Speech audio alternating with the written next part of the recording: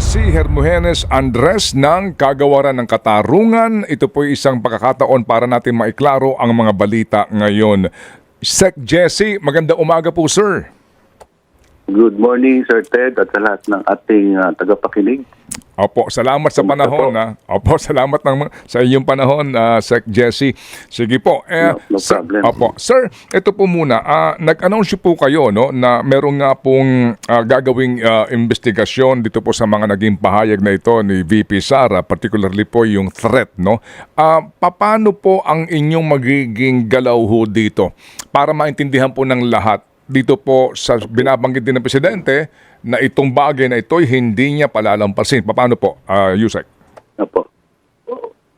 Una po, paliwanag natin na ang National Bureau of Investigation ay inatasan sa ating batas na maging primary agency kapag meron pong threat sa Pangulo at sa mga high-ranking official. Kaya po ang Secretary of Justice ay nagutos na sa National Bureau of Investigation na magsimula na ng investigasyon at sa katunayan nag-issue na kami ng subpoena ngayong araw para sa Vice Presidente para humarap sa NBI at masisimulan po ang investigasyon ng NBI. Alright, Reaction TV, sagbabalik po. Reaction. Napakaganda po ng pag-uusapan natin. NBI, nagpadala na ng subpoena sa ating Vice Presidente. Dito po lilinawin po natin kung paano nila china-chop-chop yung statement ng Vice Presidente, no? Parang nagiging masyadong, parang para sa akin, parang deception, gano'n. Diba? Ngayon, itong DOJ o itong NBI, nagano na daw, nagahin na sila ng subpoena. Ang napaka-importante pong... Pero bago po natin ipagpatuloy ang ating video ngayon, huwag niyo pong kalimutan mag-subscribe, i-like at i-share po ang ating video. Ayan po, ayan o, di ba? Reaction TV, thank you President Mayor Duterte. Mapapasakamay po ng Pangulong Duterte ang silver play button na yan, ha? At ang pangarap po natin makuha yung gold play button bago po mag-election sa May 2025. Huwag niyo pong kalimutang mag-subscribe para maging kabahagi po kayo ng simpleng pagpapakita ng pasasalamat sa ating Pangulong Duterte. Pagpunta po natin ng Davao, gusto ko po ibigay sa kanya yung gold play button. Kasama din po yan ng silver play button. Anyway, ito na po, tuloy na po natin ang paghahain ng tinatawag na subpoena po ng NBI sa ating Vice Presidente. Ano kaya ang katotohanan at ano kaya ang kanilang tinatawag na interpretation sa mga sinabi ng Vice Presidente? Makita natin ay tungkulin po ng gobyerno na gawin ng investigasyon dahil po dun sa mga pananalita na ibinigay ng ating Vice Presidente na maliwanag in no uncertain terms, kinumpirma po niya na meron na po siyang nakausap na isang assassin. At itong assassin po na ito, inatasan niya na patayin ang Pangulo, ang First Lady at ang Speaker of the House. At kinumpirma po ng assassin na pumayag siya. At in-insist po ng ating Vice Presidente na huwag kang titigil at hindi patay silang lahat. At he said yes. Yun po yung mga words na ginamit ng ating Vice Presidente. Kaya po very alarming that she has already engaged a particular individual or an assassin or even a group of assassins to implement such a criminal act.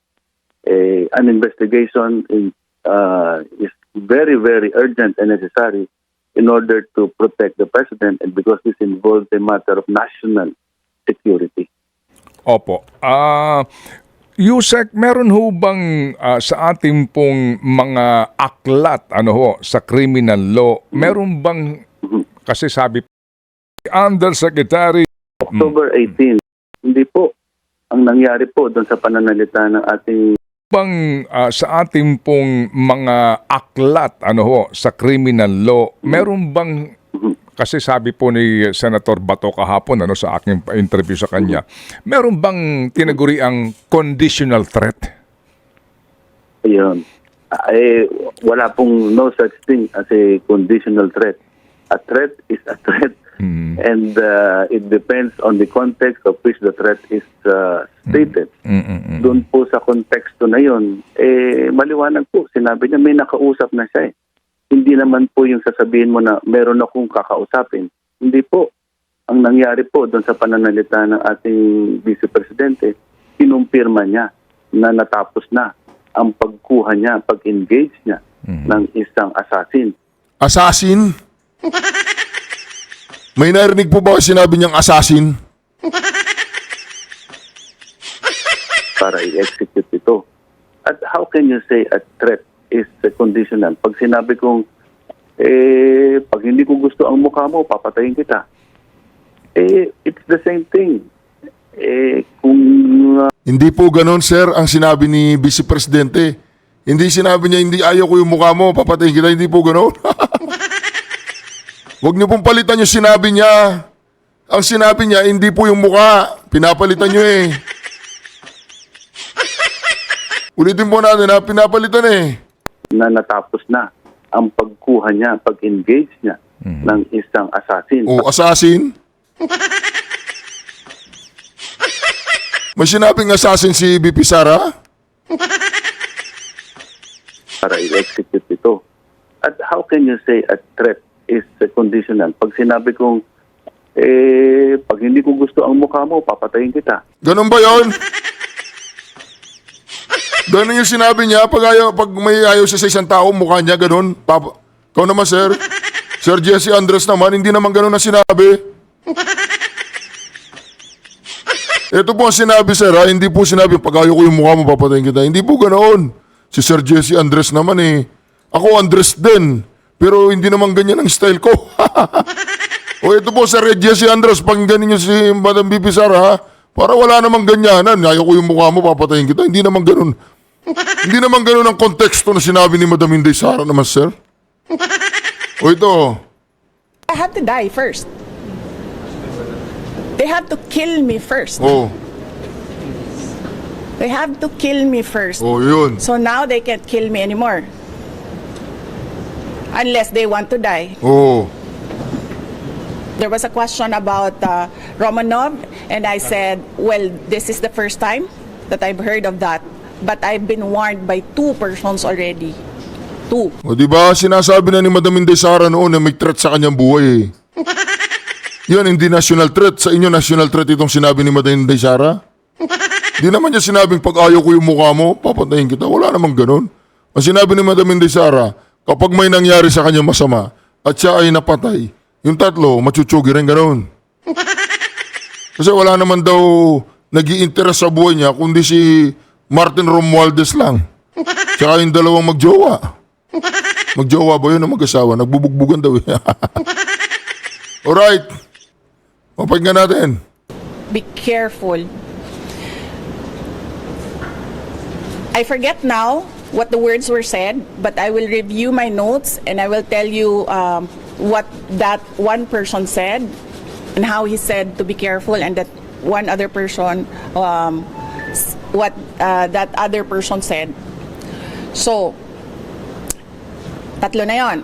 One person warned me, another person warned me, and then I was asked during a press briefing by a media person if I know of these plans, if you can say the word, if that is the correct word to use here, plans. So I answered. I was asked Romanov, and then I answered. I was told by 2 people, this is the first time I've heard of Romanov, so that is the 3rd already. And I said, don't worry about my security. If they kill me, if I die, kapag pinatay ako, or kapag namatay ako, in the context of, don't worry about my security. So this means, pinatay ka. Diba? Kasi hindi ka naman mamamatay by heart attack in relation to your security. Diba? So, pag namatay ako, I already asked a person to take revenge against 3 individuals. So, my question now to the administration Is revenge from the grave a crime? Crime ba yun? Kailangan mo niyang mamatay bago niya... So, but you already talked to a person Yes. to that Yes. in the event that you get killed. Yes. Yes. So that much is clear. Yes. So I have to die first. They have to kill me first. They have to kill me first. So now they can't kill me anymore. Unless they want to die.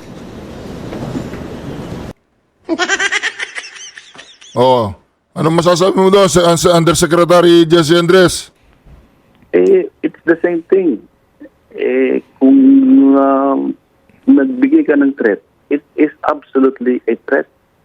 There's no such thing as a conditional threat, and more so in the case of a sitting vice president, which is posed against an incumbent, duly elected president of the Republic of the Philippines. Ibig mo sabihin, sir, yung threat kay Madam Inday Sara, hindi po totoo? Yun nga lang ginagawa nila ngayon eh. Oh, di ba? Inaano nila yung kanyang pagkatao eh. Oh, yan ang pangalawang pinakamataas na opisyalis ng ating bayan. Pero ganyan ang ginagawa nila sa Kongreso, tama ba yun?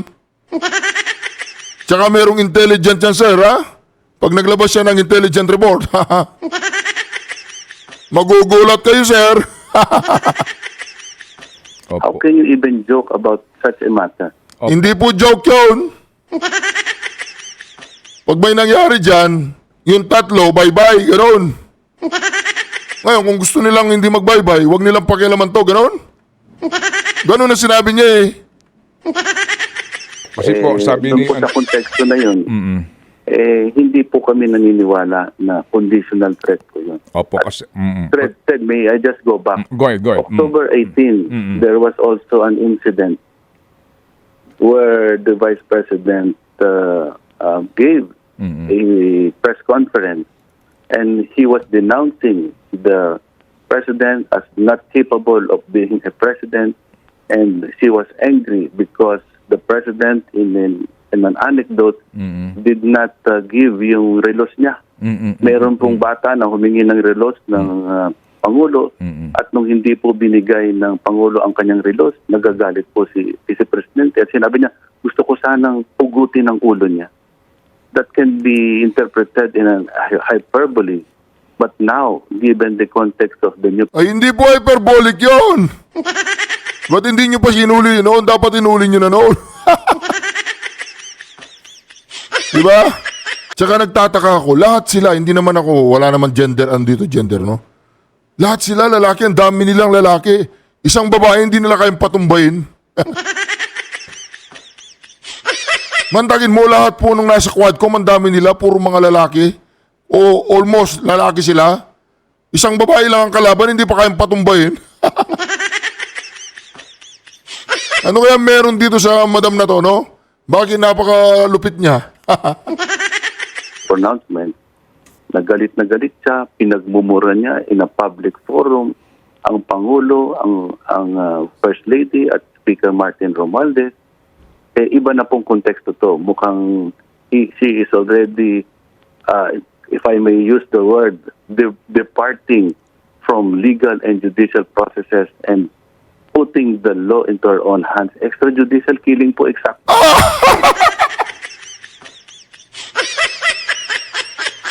Extrajudicial killing na yan, sir. Para sa'yo?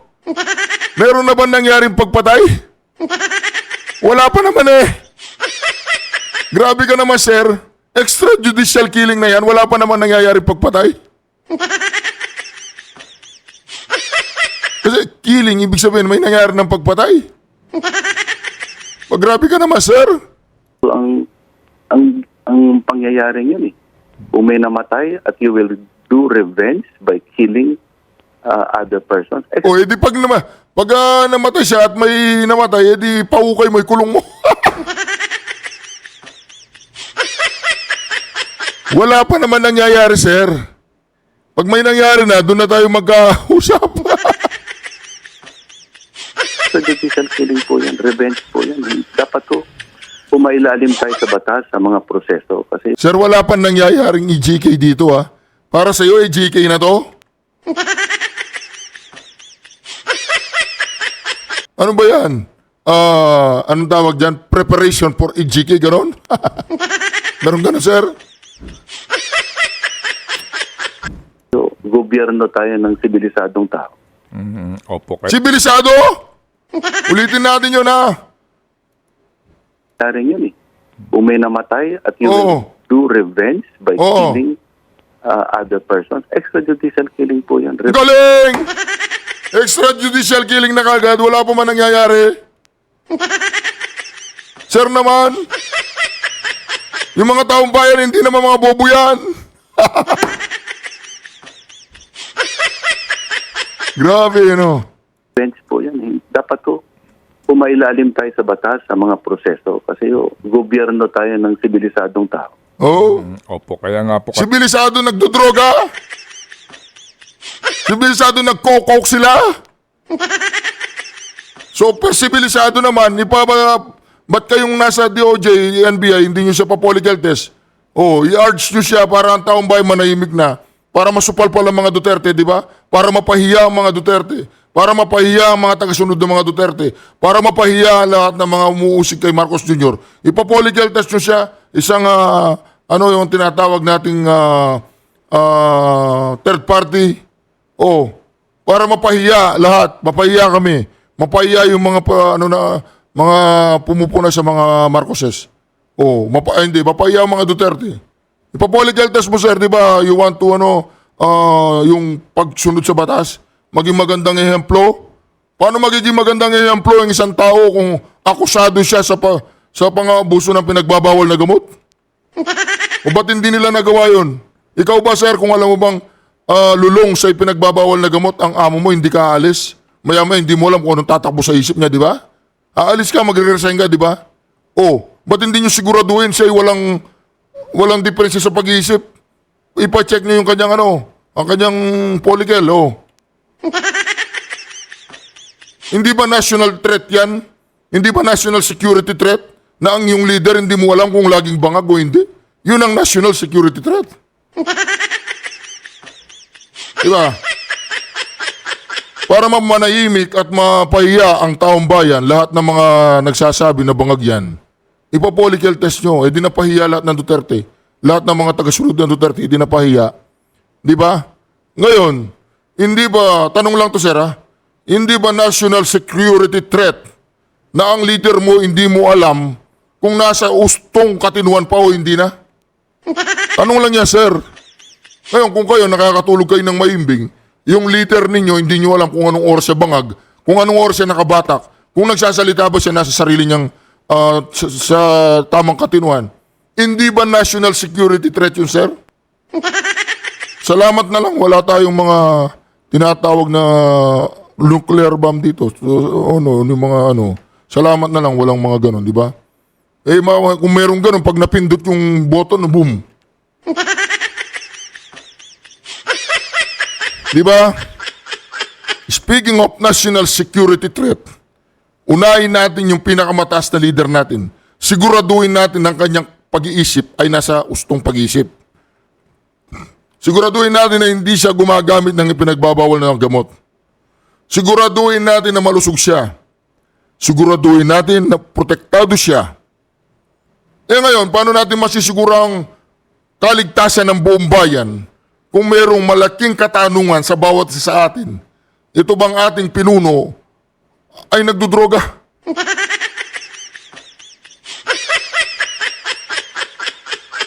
Siyempre, yung mga nagdudroga ngayon, yung presidente ko nga nagdudroga, di ba? Ganun ang sinasabi nila.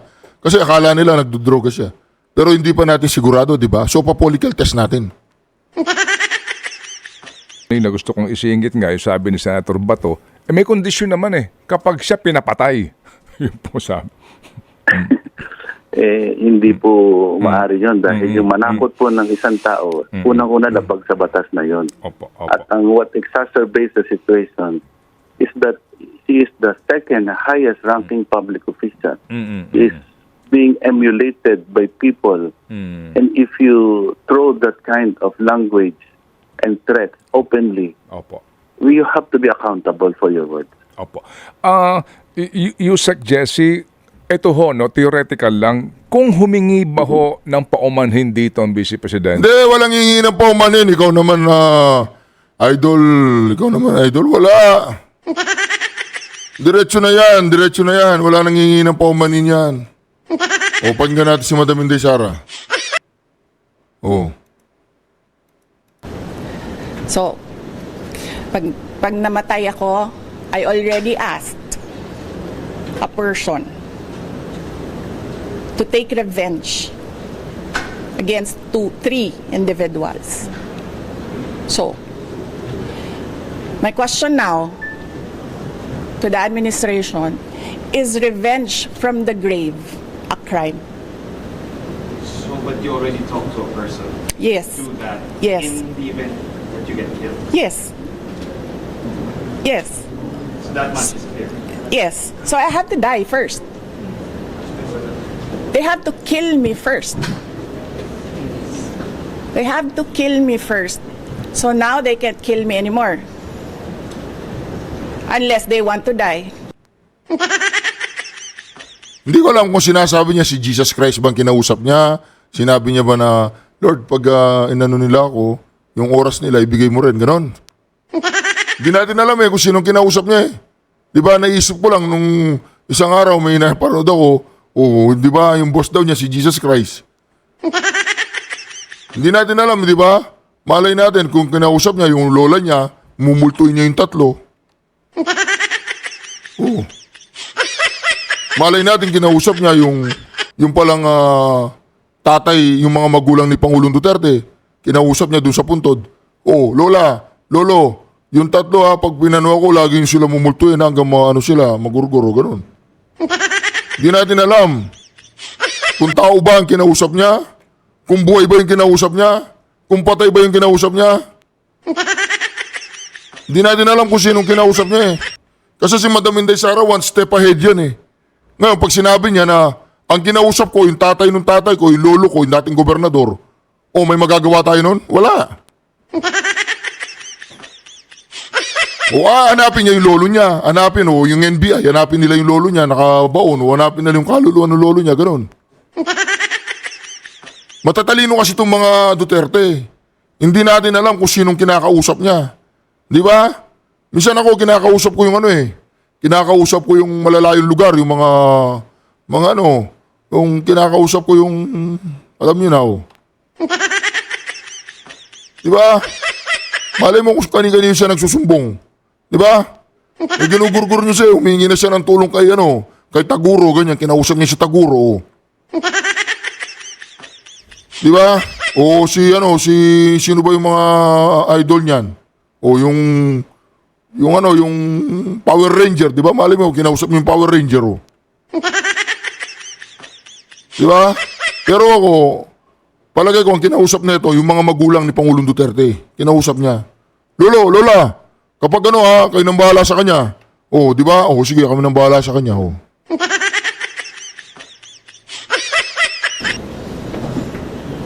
Pero in the playbook that you were talking about, Yes, the playbook. The playbook. Remember, they are known for political persecution. They suppress and oppress opposition. And then somebody was assassinated on the airport tarmac. Diba? They oppress and suppress, and the people were getting angry, frustrated, and what did they do? They created a scenario that there is a national emergency. They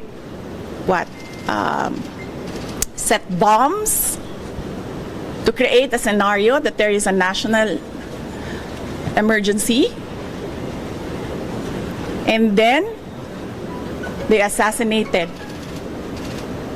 their political enemy.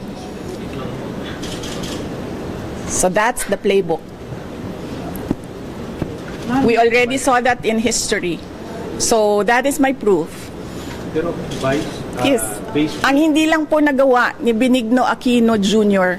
Kaya po hindi siya ano bang tawag yan? Revenge. Ano revenge? Nakaganti. Hindi siya nakaganti. Kasi hindi siya nagbilin. Diba? Kaya, hindi nakaganti si Benigno Aquino Jr. kasi hindi siya nagbilin. But you know, Benigno Aquino Jr. is not Sara Duterte. So, ibang tao din siya. Ibang tao din ako. So nagsumbong siya kay Benigno Ninoy Aquino?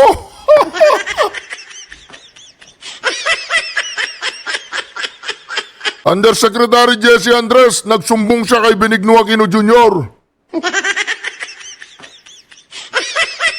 Ngayon, ipagiganti niya si Benigno Aquino Jr. Ganon. Ay, baligtad.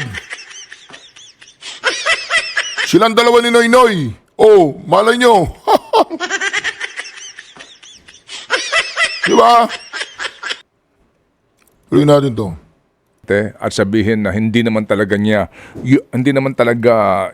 gusto niya sabihin yon at siya lamang ay nadala ng kanyang damdamin. Will that matter? We will listen to the Vice President. That is why the subpoena is being issued. She will be given an opportunity to fully explain her side. The criminal aspect of the law, may public interest concern po kasi dyan eh. Hindi ho yan private offense. In a case where a crime is committed, there is a public interest issue that is at stake. Kaya po, yung binitawan ng salita, may epekto na po yan eh. At we have to instill order by abiding by a set of laws. Sa revised penal code po natin, marami pong batas na nalabag doon sa pananalita niya. Even if an individual will give his or her consent to let go of the case, there is still a criminal aspect of public interest issue that has to be pursued. Opo. Kaya yan po that's how I will address that. Opo. Yusek, yung pong kung atin po lang mang ihiwalay yung pong threat na may kinontak ng papatay, ihiwalay lang natin yon. Kung sakasakaling hindi siya kasama sa equation, walang nangyaring ganun, yun hubang pagmumura ng tahasan at pagbabanggit po ng usapin po ng pera, gaya po ng kanyang pahayag kay First Lady at ito pong ilang pang mga allegation laban sa House Speaker, yun ho ba? Di sagutin ni First Lady yan. Hindi puro champagne lang na inaabot niya, ni Kilay. Di ba, di sagutin ni First Lady. Ba't hindi niya sagutin? Ay maaari na rin po maging kaso laban sa Vice Presidente? Well, yung test kasi nun, yung utterances, whether it's libelous, may test po yan eh. Ano ba yung reason niya? Is it true and fair? At kung ano po ang depensa, maaari may public issue kasi na importante that she is discussing. These are matters to be considered in a case for libel. But ang sitwasyon po natin, iba eh. Hinahanap, meron siyang ginawang pagkuha ng isang tao. That's why the NBI is already on its tail to find out sino yung individual na in-engage niya na maging assassin doon sa tatlong opisyalis. Assassin? Ilang assassin na yan Natin. Opo. Yusek, ito pong si VP Sara po, unlike the President, ay hindi po immune from suit. So, maari siyang makasuhan. Ito pong mga kasong ito ay kasong kriminal kung sakasakali. Kung sakasakali po, theoretically. Yes. The Vice President is definitely not immune from suit. Only the President is immune from suit during his term. The Vice President is subject to criminal cases and there is no immunity that she can invoke. But it will go through the process. Said it is just incumbent upon the Department of Justice and this government to investigate that serious threat to national security. So the NBI under the law is tasked to do that. The Secretary of Justice has given instructions for the NBI to investigate who is this person referred to by the Vice President as the assassin already engaged and who agreed to take on the job. So, kailangan po man-neutralize natin yung tao na yan. Dahil hindi po natin alam ang interpretasyon niya. Di ba bawal gamitin yung neutralize? Di ba kinwestiyon yung neutralize na yan dyan sa dyan sa Senado ba yun o sa Kongreso? Bakit ginagamit nyo sir ang salitang neutralize? Wala pang ginawa yung tao.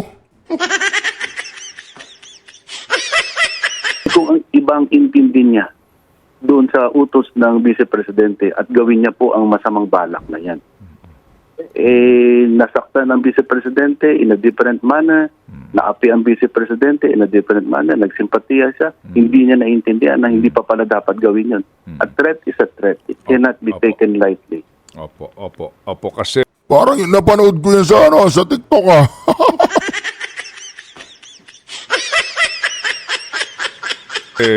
baka nga may mangyari sa kanya na kung sino man ang may gawa at i-execute ng taong yon ang sinasabi na pagkasunduan nila. Yan po ang kaisipan ng gobyerno po dito. Kasi naman pinanginapi eh. Tinutugis ang babae. Diba? Anyway, mga ka-reaction, kayo na pong bahalang mag-react sa ating napakinggan. Ano daw, i-GK na daw kaagad yun. Wala po tayong magagawa. Wala pang ginawang pagpatay, wala pang ginawa yung tinatawag nilang assassin kuno. Diba? I-GK na. Ganun ba yun? I-GK na kaagad. Anyway mga ka-reaction, huwag niyo pong kalimutan mag-subscribe, i-like at i-share ang ating video. Mga ka-reaction, importante pong ma-share ang ating video dahil nga meron po tayong target, yung gold play button. Iaalay natin sa Pangulong Duterte bago po mag-eleksyon. Road to 300,000 subscriber na po tayo. At kung magsasubscribe po kayo, maging kabahagi po kayo sa aking simpleng mission. Maraming salamat po sa patuloy niyong pagsuporta sa Reaction TV PH. And God bless you all. Duterte! Duterte! Duterte! Duterte! Syukran.